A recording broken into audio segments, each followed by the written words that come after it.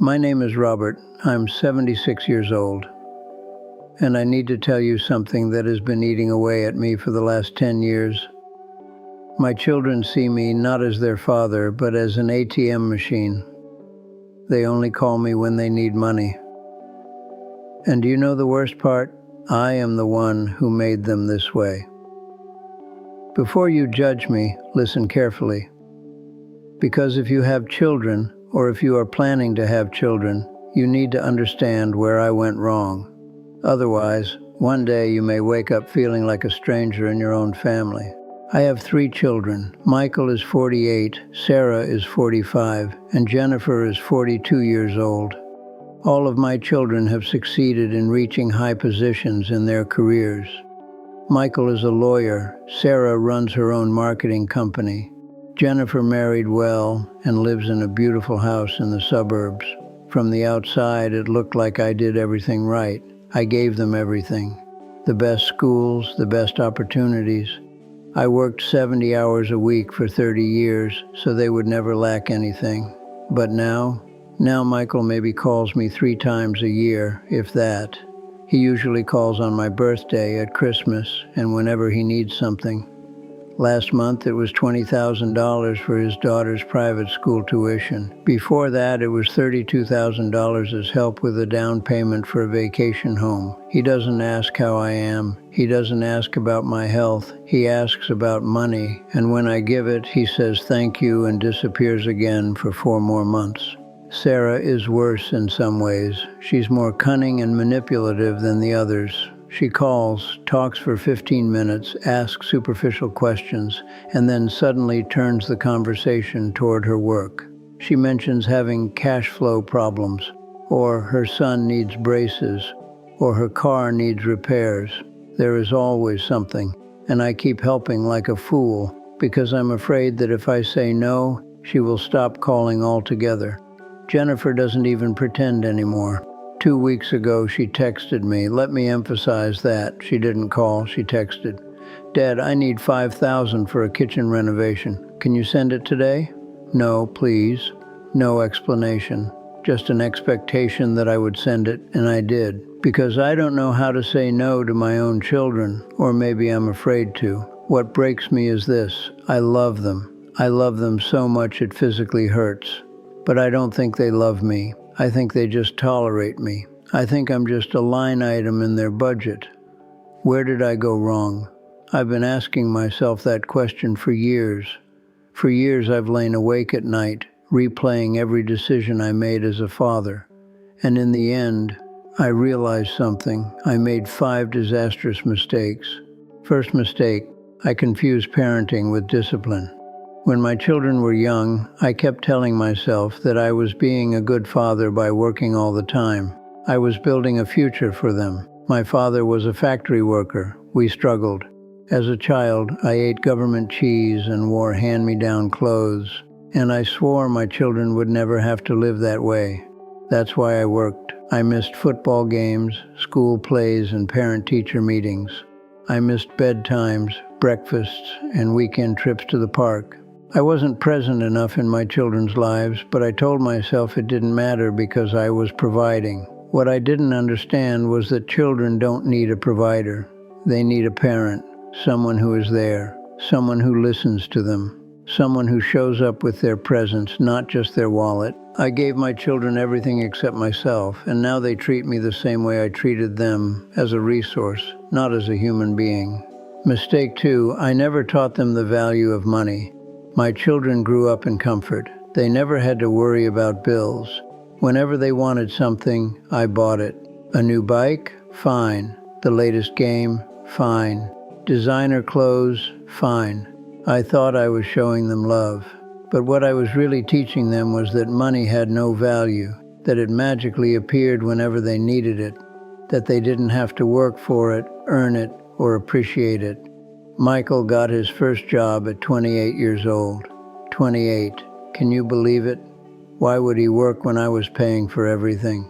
His apartment, his car, his lifestyle, all of it was covered by me. And even when he finally found a job, he expected me to supplement his income because his salary wasn't enough. Sarah's business has been struggling for 15 years. 15 years of cash flow problems, unexpected expenses, and emergencies that require my help. And I keep helping because I don't want to see her fail. But the truth, she never really learns how to run her business because she knows I will always rescue her. I should have made them get part-time jobs when they were young. I should have made them contribute to their college expenses. Instead, I taught them that money was something their father gave them whenever they wanted it. Mistake 3, I used money instead of having difficult conversations.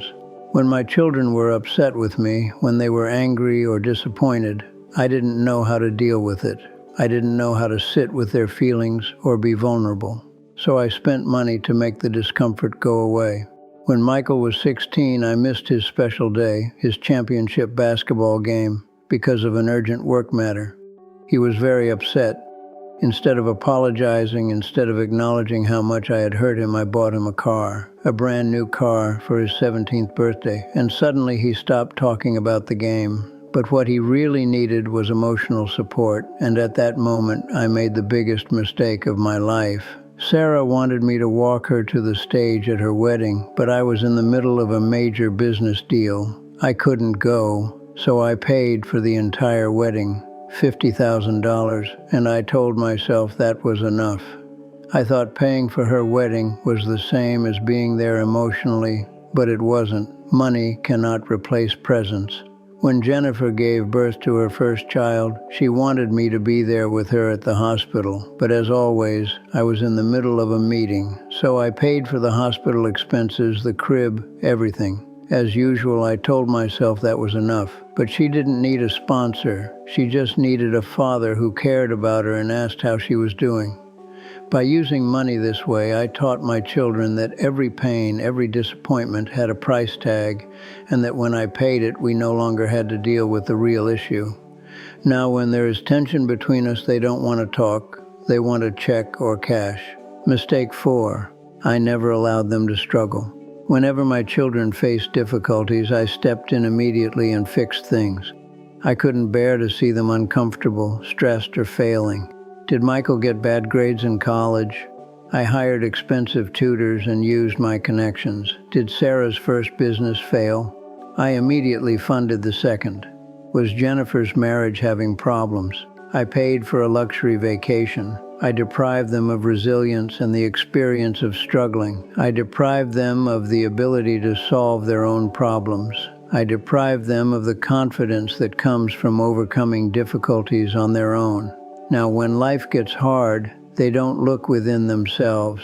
They look at me, and they expect financial support from me to help them. They are in their 40s and still don't know how to handle difficulties because I never allowed them to learn, and now I am the one suffering the consequences. Mistake 5, I never taught them that relationships have value beyond utility. By watching me, my children learned that people are tools to achieve a goal. I used people to get ahead in business. I networked, I leveraged relationships, and I never showed my children a different model. Now my children treat me the way they saw me treat others, as someone useful. And when I am no longer useful, when the money is gone or when I die, I honestly don't know whether they will miss me or what I provided. I never showed them that you can value someone simply for who they are, not for what they can do for you. That love has no conditions and is not a transaction. Last Christmas, I tried something different. I told them I wouldn't give them money. Instead, I wanted us to come together and spend quality time during the holiday. I suggested that we take trips together or have dinner once a month. Do you know what happened? Michael said he didn't have the time. Sarah said it sounded nice, but she never got back to me. Jennifer asked if I was having financial problems, because in their minds, the only reason I wouldn't give them money anymore was that I had run out of it. None of them could imagine that I simply wanted to be with them, that I am 76 years old, that my time is running out, and that I want to truly know my children before I die. I am afraid that when I die, they will divide my assets and move on with their lives. I am afraid that I will die alone, surrounded by financial records instead of people who truly love me. And I know this is my fault. Every decision I made, every moment I chose to give them money instead of my time, was building exactly this outcome. But if you are a parent, it is not too late for you. You can make different choices. Please take what I'm saying into consideration, dear viewers. Your children don't need more things. They need you. They need your time, your attention, your presence. Teach them to work for what they want. Let them struggle. Teach them the value of money. Teach them discipline. Let them fail. Don't rescue them from every uncomfortable situation. Have the hard conversations. The difficult conversations you have with your children today will affect them positively in the future. Apologize when you hurt them.